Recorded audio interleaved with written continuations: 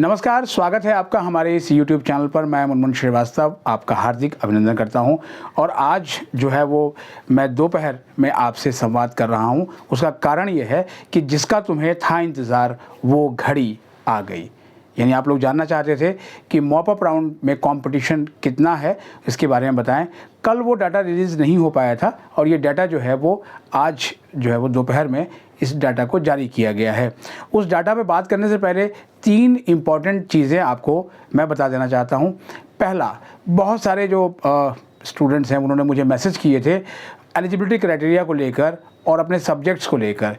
तो उनको ये साफ साफ समझ लेना चाहिए कि जो एलिजिबिलिटी क्राइटेरिया है वो CSCS डॉक्यूमेंट में जो लिखा था ड्यू की BOI में, बिल्कुल वही एलिजिबिलिटी क्राइटेरिया यहाँ भी चलेगा। उसमें कोई बदलाव किसी किस्म का नहीं है। लेकिन हाँ, जैसे सब्जेक्ट की बात थी कि किसी स्टूडेंट ने CUT में मान लिया कि एक पेपर कम दिया था जिसकी वजह से वो इनसफिशिएंट एलिजिबिलिटी क्राइटेरिया उसका हुआ, तो वो यहाँ पर जो है वो डीबार हो जाएगा।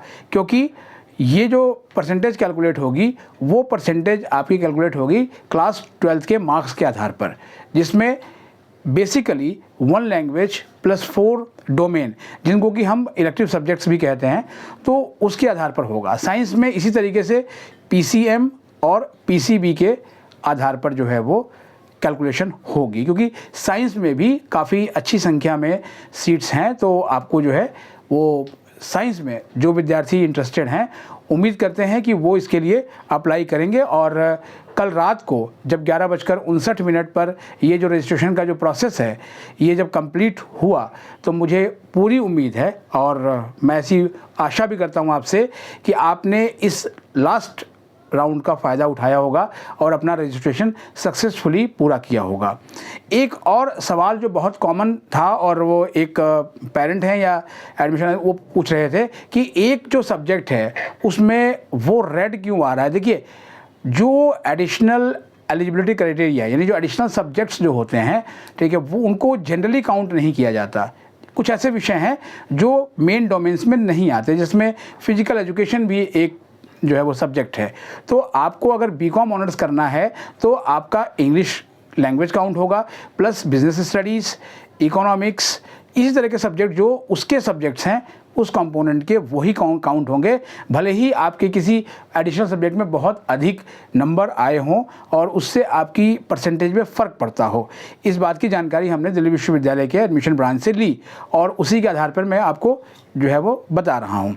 दूसरा सवाल ये है कि सर, क्या कॉलेजेस मेरिट डिस्प्ले करेंगे या कोई गूगल फॉर्म भरवाएंगे, किस तरीके से जो है वो हमें वो एडमिशन देंगे। इस बारे में अभी कॉलेजेस की तरफ से जो है वो पिक्चर साफ नहीं की गई है। लेकिन जो इस राउंड के शुरू होने से पहले जो नोटिफिकेशन आया था, उस नोटिफिकेशन में आपको एक अलग से पोर्टल बनाकर दिया गया है और सारी जो एक्टिविटीज़ हैं वो उसी पोर्टल पे होंगी। तो यकीनन जो है कॉलेजेस जो भी अपने यहाँ से रिक्वायरमेंट्स आपसे मांगेंगे वो सब उस वेबसाइट पे होगी और आपके डैशबोर्ड पर वो दिखेगी भी। क्योंकि ड्यू के एडमिशन ब्रांच ने ये दावा किया है कि मॉप अप राउंड इस बार जो है वो बहुत ही ट्रांसपेरेंट होगा।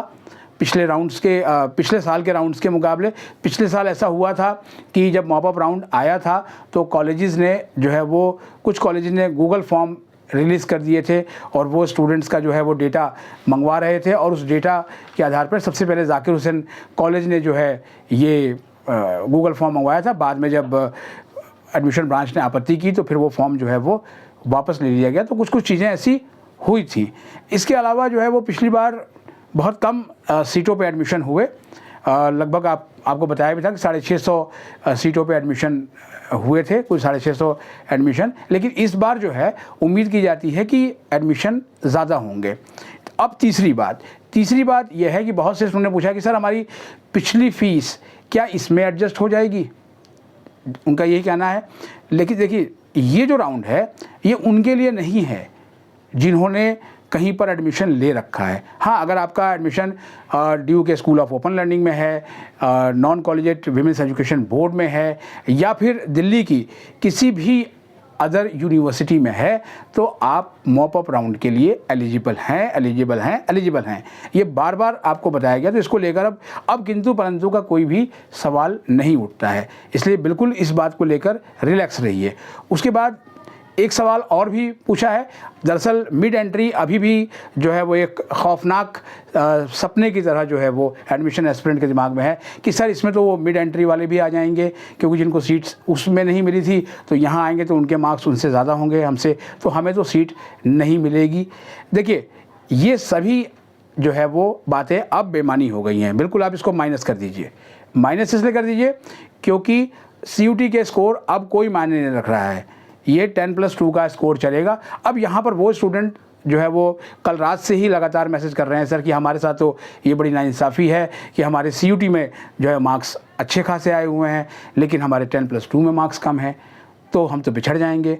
हमें तो बस अगर लास्ट में मिल जाता, स्पॉट 2 आ जाता तो 2 या 3 मार्क्स हमारे कम थे, किसी ने कहा कि मेरे 5 मार्क्स कम थे, तो हमें आराम से एडमिशन मिल जाता। तो ये तो हमारे साथ बड़ी नाइंसाफ़ी हुई। देखिए आपके साथ कोई नाइंसाफ़ी नहीं हुई है। जब भी जो राउंड आया है उसकी जो मॉडलिटीज़ दिल्ली विश्वविद्यालय तय करेगा, एडमिशन उसी हिसाब से होंगे। एक पत्रकार के नाते मुझे भी पता है कि जो चीज़ें हुई हैं उसमें जो है वो बहुत अधिक जो है वो स्टूडेंट्स को लेकर स्टूडेंट्स फ्रेंडली अप्रोच नहीं रहा, लेकिन जैसे जैसे जो भी स्थिति आगे बढ़ती गई है हमने आपको एक एक गतिविधि से अवगत कराया है, और इसीलिए आज मैं दोपहर में ही आपसे संवाद कर रहा हूं, जबकि आज कई अपडेट्स आपको देने हैं। स्कूल ऑफ ओपन लर्निंग की डेट आगे बढ़ेगी कि नहीं बढ़ेगी, क्योंकि DEB और स्कूल ऑफ ओपन लर्निंग के बीच मीटिंग चल रही है। उस मीटिंग का क्या नतीजा निकलता है वो भी हम पूछेंगे कैंपस ऑफ ओपन लर्निंग के डायरेक्टर प्रोफेसर पायल मागो से। इसके अलावा दिल्ली सरकार ने एक कमेटी गठित की है जिसमें ड्यू के जो दिल्ली सरकार के अंतर्गत आने वाले 100% जो फंडेड कॉलेजेस हैं, ये 12 हैं कॉलेजेस, इनको लेकर जो है वो एक स्पेशल ऑडिट करने की बात हुई है, क्योंकि पिछले दिनों फाइनेंशियल गड़बड़ियों को लेकर घोस्ट एम्प्लॉइज़ की बात कहकर जो है वो ये सरकार जो है वो दिल्ली सरकार ने, और दिल्ली सरकार की उस समय की शिक्षा मंत्री आतिशी, जो कि अब दिल्ली की मुख्यमंत्री भी हैं, उन्होंने पत्र लिखा था कि या तो इन कॉलेजेस को अंबेडकर विश्वविद्यालय के अधीन कर दिया जाए या फिर ये UGC इनको ले ले और ये केंद्र सरकार के जो है वो अधीन आ जाएं। इस पर एक SPS कमेटी बनाई गई थी दिल्ली विश्वविद्यालय के दक्षिण परिसर के निदेशक श्री प्रकाश सिंह, जिसके शॉर्ट में SPS कहते हैं, और उस कमेटी ने कहा था कि ऐसी कोई इरेगुलरिटीज़ नहीं हुई और उसे EC में जो है वो उस मसौदे को पूरी तरीके से पास भी कर दिया गया। अब देखना ये है कि आगे क्या होता है। डूटा इसको लेकर एक जो है वो मीटिंग कर रही है, उनकी गवर्निंग बॉडी बुलाई गई है, उसकी भी रिपोर्ट हम आपको दिखाएंगे। अब फिर आ जाते हैं मॉप अप राउंड के डाटा पे, क्योंकि आपका इंतज़ार थोड़ा लंबा हो गया है। मॉप अप राउंड में जो है वो एक सीट पर 2 दावेदार हैं। अब आप सोच रहे होंगे कि मैं ये क्या कह रहा हूँ। जी हाँ, कंपटीशन का लेवल जो है वो 50% है, क्योंकि टोटल जो रजिस्ट्रेशन है मॉप अप राउंड के लिए वो हुए हैं 9616, और इसमें जो कॉलेजेस और प्रोग्राम जो ऑफर किए गए हैं वो 311 हैं। यानी इसमें कॉलेजेस की संख्या और उस कॉलेज में जितने कोर्सेज में सीटें वैकेंट दिखाई गई हैं वो दोनों का जो आंकड़ा है वो क्लब करके दिया गया है। तो 311 हैं total colleges plus programme offered. और टोटल जो वैकेंट सीट्स हैं, जिसके बारे में आपको मैं पहले बता दिया था कि 4700 से ऊपर जो है वो वैकेंट सीट्स हैं, तो जो एग्जैक्ट आंकड़ा जो ड्यू ने दिया है उसमें है कि टोटल वैकेंट सीट्स जो है मॉप अप राउंड के लिए वो है 4759, 4759। यानी इस हिसाब से अगर देखें तो 9616 अगर एप्लीकेशंस आई हैं और 4759 सीटें हैं, तो एक सीट के लिए 2 दावेदार हुए हैं। फ़िलहाल आज जो 5 बजे जो है वो से आप प्रेफरेंस भरना शुरू करने की प्रक्रिया शुरू हो जाएगी, जो कि 2 अक्टूबर रात 11:59 तक चलेगी। तो बहुत सावधानी से आप प्रेफरेंस बनाइएगा और बिल्कुल भी मायूस मत होइएगा, क्योंकि कंपटीशन का लेवल अब काफ़ी नीचे आ गया है, बहुत कम दावेदार रह गए हैं। उम्मीद की जाती है कि इस राउंड में अधिकतम बच्चों को सीटें मिलें, तो इसलिए जोश के साथ, दुगने उत्साह के साथ आप प्रेफरेंस बना के रखिए। कोशिश कीजिए कि अधिक से अधिक जो है वो प्रेफरेंस आपकी फेरी में आए, जिससे आपको सीट मिलने के चांसेस रहें। आपके जो सवाल हैं उन्हें कमेंट बॉक्स में लिख दीजिए, उनके जवाब हम लेकर देने की कोशिश करेंगे। आप सभी को शुभकामनाएं। अभी के लिए फ़िलहाल इतना ही, मिलते हैं एक और एपिसोड के साथ, तब तक के लिए नमस्कार।